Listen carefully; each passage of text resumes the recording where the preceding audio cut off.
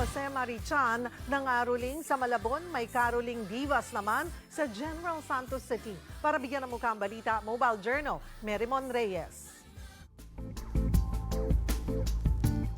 Tuwing magpapasko, hindi lang mga dekorasyon ang nagbibigay buhay dito. Dahil ano ba naman ang holiday season kung walang nangangaroling? Sa shining top na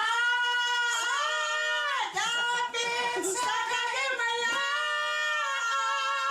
Pangmalakasang vocals, harmony, at performance. Yan ang hatid ng Becky Duo na ito mula sa Gensan na mas kinikilala bilang The Caroling Divas. Kwento ni Diva Johoy, bukod sa kanyang private salon, nagtatrabaho siya bilang waiter sa isang resto videokehan. Dito niya nakilala si Diva Ariking Game na nooy nagtatrabaho rin. Taong 2022, nakita nilang bukod sa videokehan, The World is their stage at ang Burmans ang kanilang tour. Dito nabuo ang Caroling Divas at sa pangangaroling nila, umaabot sa 700 piso each ang napapamaskuhang kita nila. Sabi ko mangangaroling tayo kasi wala tayong income dito sa loob ng videokihan, mahina.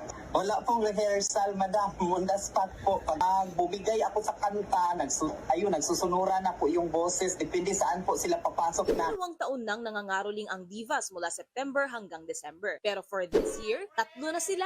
Opisyal nang bahagi ang ikatlong miyembro na si Anselsa, na kaibigat dating kasakasama na ni Johoy sa mga singing gigs. Kaya ang dating duo, trio na ngayon at sunod-sunod na ang kanilang mga imbitasyon para mag-perform sa entablado. Syempre, hindi natin sinayang ang pagkakataon. Nagpasample tayo. Long time ago on Bethlehem, to the holy Bible sang we, show high,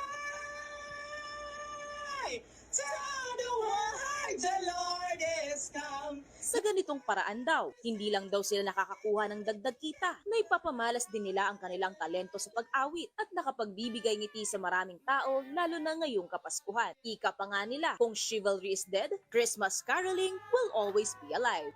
Every Burmans mabubuhay ang kultura ng pangangaroling kasi dumanami na ang nangangaroling. Buhay pa rin para sa amin. Buhay talaga. Dahil binuhay ng Caroling Divas. Go lang ng go, ma'am. Force ng force ba? Kahit matanda, bata matanda, walang pinipili sa caroling. Ang importante, mapasaya po natin ang mga tao. Isang beses lang sa isang taon dumarating ang Pasko, kaya dapat raw na ine-enjoy ito, pati ang mga tradisyong kasama nito.